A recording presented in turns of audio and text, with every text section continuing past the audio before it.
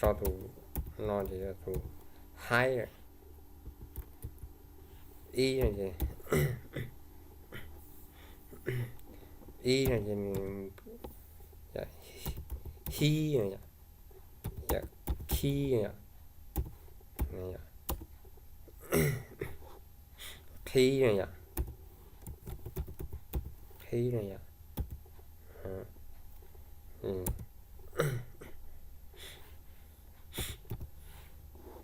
Ca này dạ, tụ ca này dạ tụ cú dạ. Ừ. Cú này dạ, co này cá cu này, cù này ạ, cù này giờ này số tụ o này co cỏ này ạ, cỏ co này cỏ này ạ, này cò này này đi tụ lâu nó giảm nhá, tụ mờ nó giảm, o này sợ tụ o này nhá, tụ o này giờ tụ nếu o này cái số là gì o thế, hiện số là gì o thế, ta sử dụng số tụ ca ca giờ sử dụng ca đây cỏ cỏ hay à số tụ n đây là chỉ là no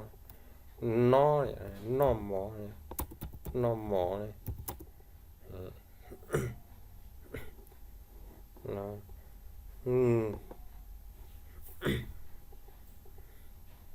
số giờ mò lồng này, mò lồng này số mò lồng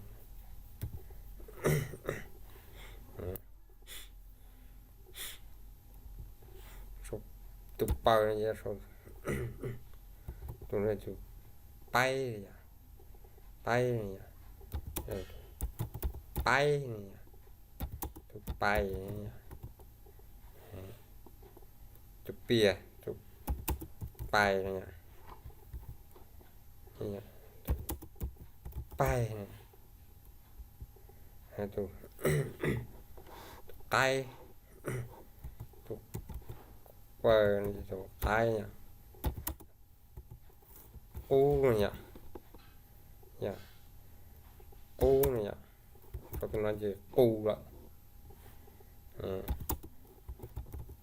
cay cay sao nó cay này nhá tụ rời gì là số là tụ trời này người sẽ là tụ trời nhá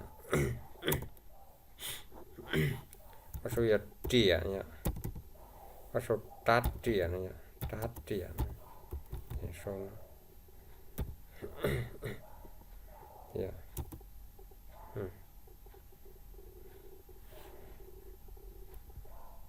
Tụ sờ này nhá, tụ số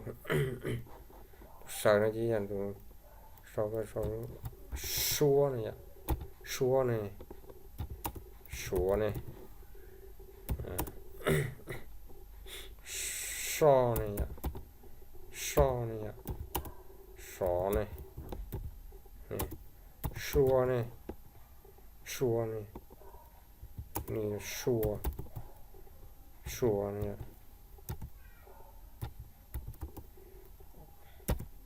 sờ này nhá,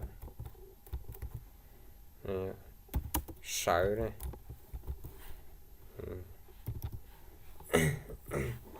cái gì tay cho nên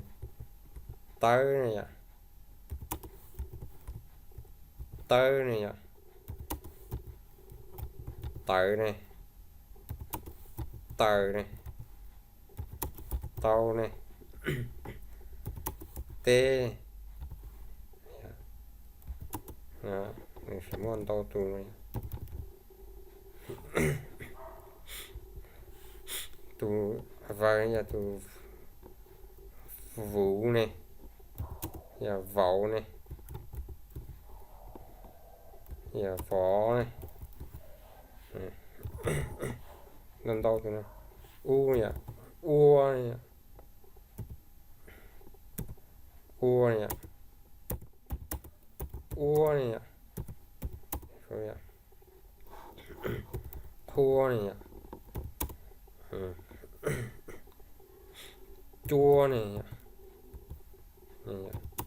chua này, chua nhỉ, chua chua nhỉ,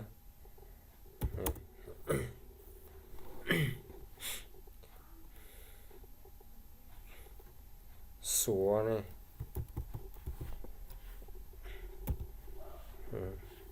sủa này,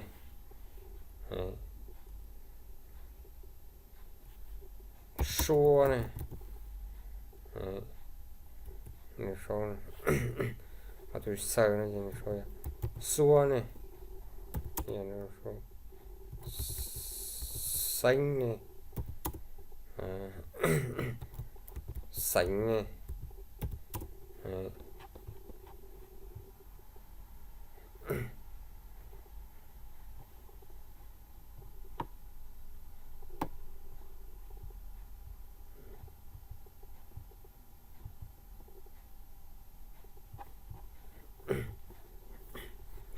tụi nó chỉ tùy giờ nhỉ, tùy giờ chỉ số dúa này, dúa mu này, dúa kia này,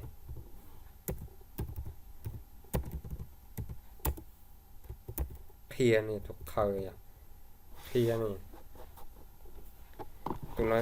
kia là mình kia, mình chúng nó tụi mình nó chỉ có cho tụi chỉ tu là tụi cho tụi bé rồi nên tụi kia này, mình chỉ kia này thế,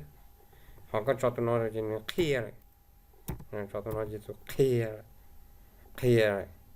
mình chỉ tụi kia mà mình chỉ cho nó xí, yeah.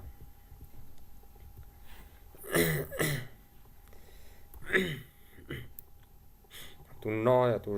tụi nó mà tụi Z mà số tụi R nhỉ, tụi nó mà tương đương là tụi R nhỉ, tụi R này là tụi rong nhỉ, rong này, rong gâu này,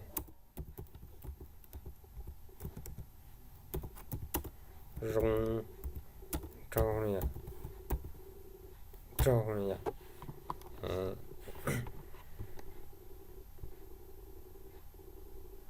cho nó cho chữ cái này ít tu à.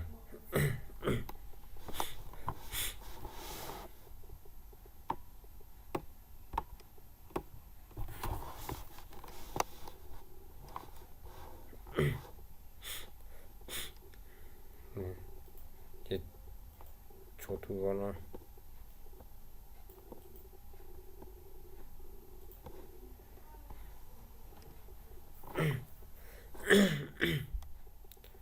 tụi cái kẹt này tụi nhỉ, rồi nhỉ, tại sao tụi nó thì xong ăn khi mình anh mình xong cái kẹt nhỉ, tụi nó chỉ là tụi nó thì cái gì nhỉ, sẽ nhỉ, sẽ xong cứ xứ nhỉ, xứ nhỉ, chữ nhỉ, đấy.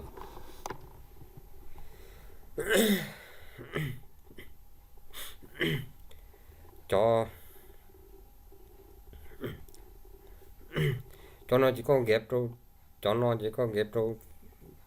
tô ta rồi số tôi cho nó nha, cho nó có ghép rồi tay à, có ghép bây giờ có ghép tụ nó chỉ có số tụ p này chỉ là tụ pi à, đấy.